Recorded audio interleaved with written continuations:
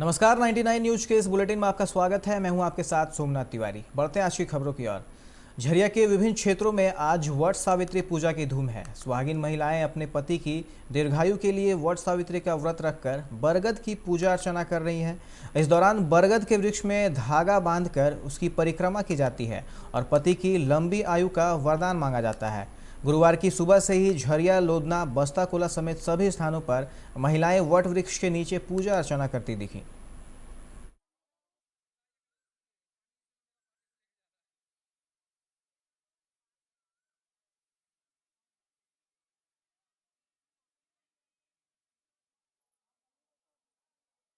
हम लोग अभी पंडित जी से कहानी सुने हैं कि सावित्री सावित्री एक हम लोग की जैसी सुहागिन औरत थी। तो उनके मतलब वो अपने पति का मतलब कुछ दिन मतलब उनका बहुत तबीयत खराब चल रहा था, तो वो अपने यमराज से ना अपने पति को छीन के लेके आई थी और वो अपने घर परिवार के बारे में मतलब वो बहुत सारे कहानी बताई थी कि मेरे ससुर को 100 पुत्र और मेरे पति को 100 पुत्र दें।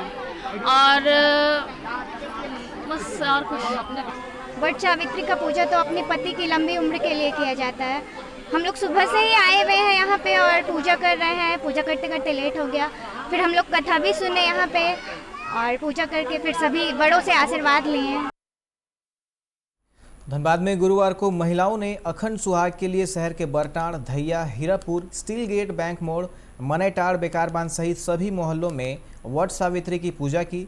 इसके लिए महिलाएं समूह में निकलीं और विधि विधान से बरगद के पेड़ की पूजा कर प्रसाद चढ़ाए गए और बरगद को रक्षा सूत्र बांधकर अपने पति की दीर्घायु की कामना की गई। इस दौरान पुजारियों ने महिलाओं को वट सावित्री और सत्यवान की कथा सुनाई।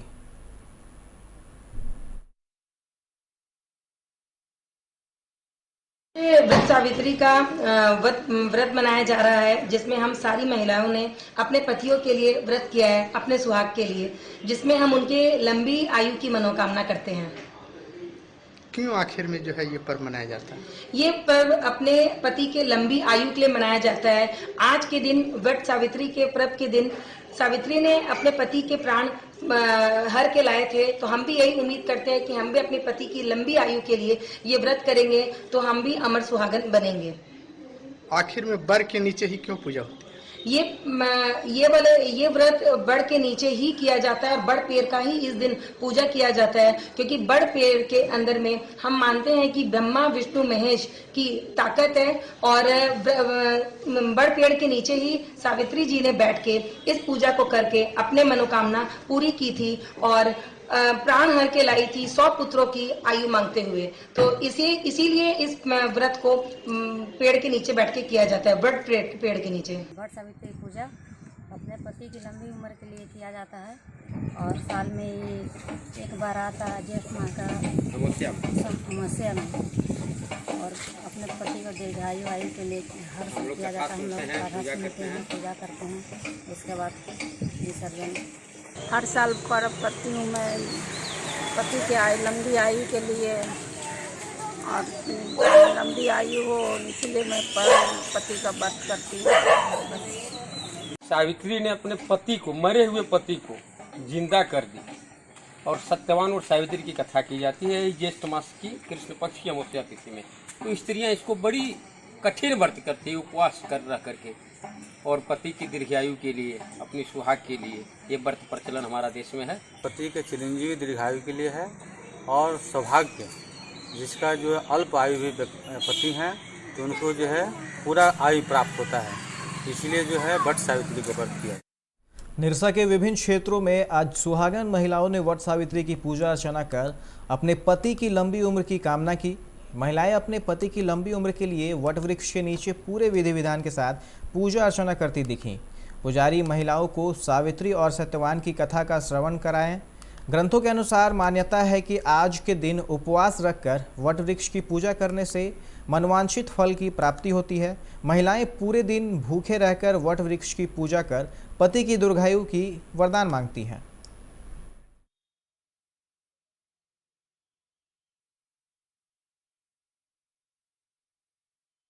सावित्री पूजा आज के दिन की महिलाओं के लिए बहुत ही महत्वपूर्ण है। ये अपने पति की लंबी आयु के लिए ये पूजा किया जाता है। ये अमावस्या के दिन होता है। ये सभी महिलाएं वट वृक्ष की चारों तरफ फेरी लेती हैं, उससे पूजा करती है, उसके पति के हर संकट से बचाव हो, इसलिए वट सावित्री पूजा करती है। क्या ये निर्जला है? नहीं, इसमें मीठा खाकर और दिन भर उपवास रखती है, मीठा और जल पीकर। कतरास थाना क्षेत्र के बाबा क्लिनिक रोड के महतो बस्ती में श्राद्ध कर्म के भोज को लेकर सुनील महतो और प्रदीप महतो के बीच जमकर मारपीट हुई। इस दौरान लाठी डंडे, हॉकी स्टिक, ईंट पत्थर जमकर चलाए गए। इस घटना में एक वृद्ध महिला पर स्कॉर्पियो चढ़ा दी गई, जिससे उसकी मौत हो गई। वहीं आधा दर्जन से अधिक लोग घायल हो गए हैं। मृतका के परिजनों ने सड़क जाम कर दोषियों को तत्काल गिरफ्तारी की मांग को लेकर प्रदर्शन किया। घटना की सूचना मिलने पर बुधवार देर रात बागमारा विधायक ढूलू महतो वहां पहुंचे और दोनों पक्षों में बात कराई। पुलिस 16 लोगों को गिरफ्तार किया है। इनमें 11 पुरुष और 5 महिलाएं शामिल हैं।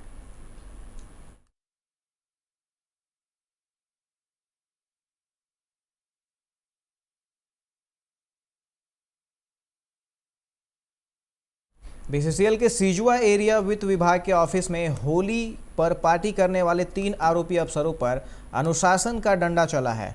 तीनों अफसरों का बुधवार को अंतर कंपनी स्थानांतरित कर दिया गया है।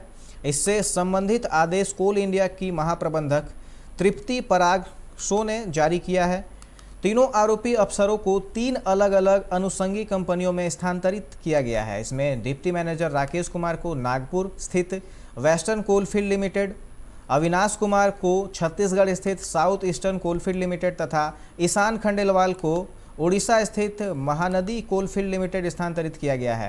हम आपको बताएं कि 13 बीसीसीएल के अधिकारियों कर्मचारियों का नशे में ऑफिस में अर्धनग्न डांस का वीडियो वायरल हुआ था। उक्त मामले में 10 और आरोपी गैर अधिकारियों का अंतर किया गया है।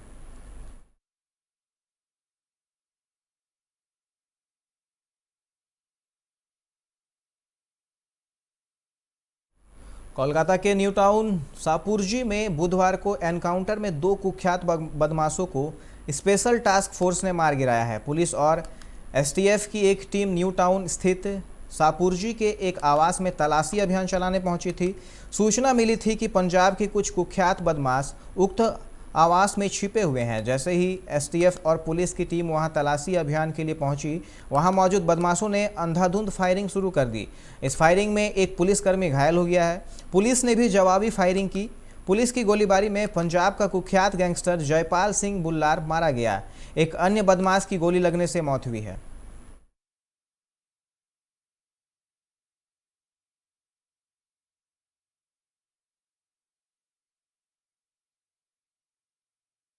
ঘটনাটা কি ঘটনাটা যে হবে এটা তো স্বাভাবিক। এরকম তো মানে সাপুজিতে এখন এমন অবস্থা হয়ে গেছে যে কারা থাকছে আর কারা থাকছে না আমরা নিজেরাই সেটা বুঝতে পারছি। আজকে যেমন হয়েছে, আজকে তো আমরা শুনলাম যে এখানে একটা কিছু টেররিস্ট কিংবা এমন ধরনের কিছু লোক আছে যারা নাকি এই যে ছোট বিল্ডিং আছে এখানে থাকছে।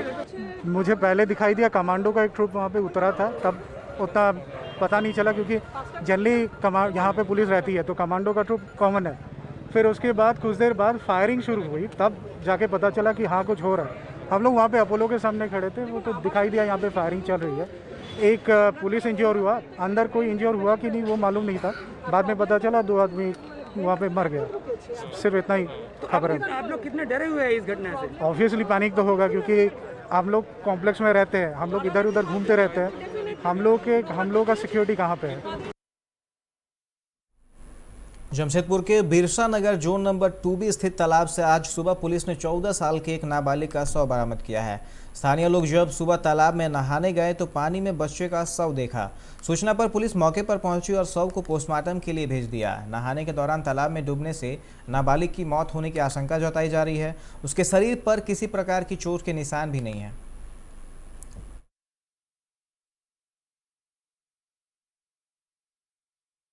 गुमला के डूमरडार गांव के पास बासा नदी के किनारे एक अधकटी लाश मिलने के बाद से क्षेत्र में सनसनी फैल गई।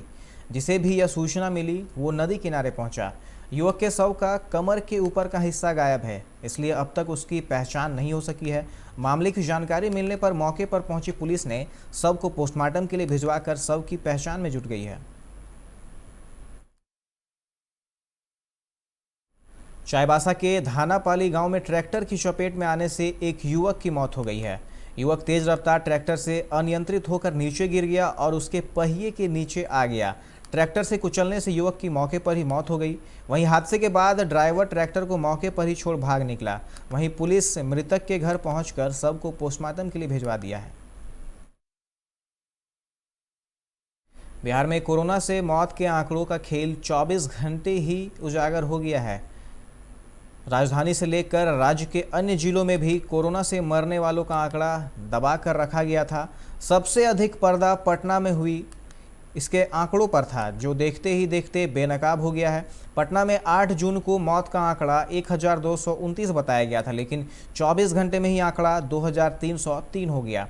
पटना ही नहीं, बिहार के सभी जिलों में मौत के आंकड़ों में ऐसा ही खेल किया गया है।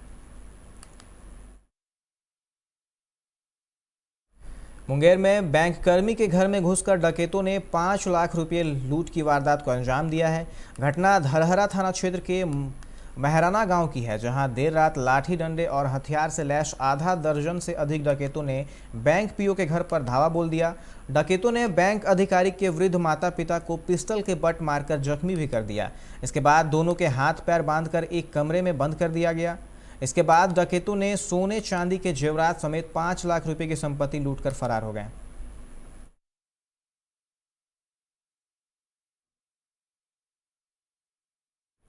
बिहार के वैशाली में बड़ी वारदात हुई है। हाजीपुर के जड़ुआ में HDFC बैंक की शाखा से आज सुबह 1 करोड़ 19 लाख रुपए की लूट हो गई है। बाइक से आए 5 अपराधियों ने वारदात को अंजाम दिया है। लूट के बाद बदमाश हथियार लहराते फरार हो गए। सूचना मिलने पर हाजीपुर सदर के SDPO समेत कई वरिष्ठ पुलिस अधिकारी मौके पर पहुंचकर जांच में जुटे हुए हैं।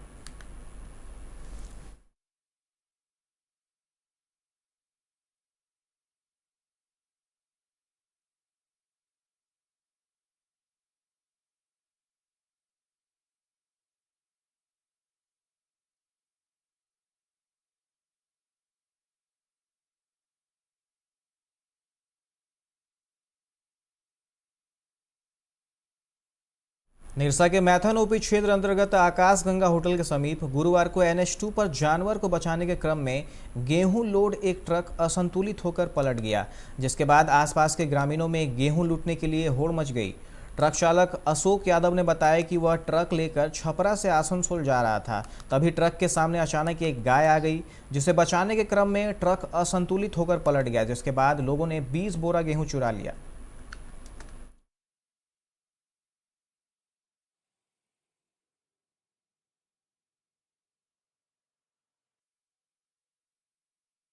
रात 9 बजे हम गाड़ी आ रहे थे, छपरा से जा रहे थे आसनसोल, लोड किए थे माल। और एक बैग संजय चौक से 1.5 किलोमीटर पहले की घटना है। वहाँ पर एक बैग रात में गाय घुस गया 9 बजे, 9 बज रहा था। किसी तरह की किसी व्यक्ति की घटना तो नहीं घटी? नहीं कोई। अभी के इस बुलेटिन में फिलहाल इतना ही। तमाम खबरों के लिए आप देखते रहे 99 न्यूज। नमस्कार।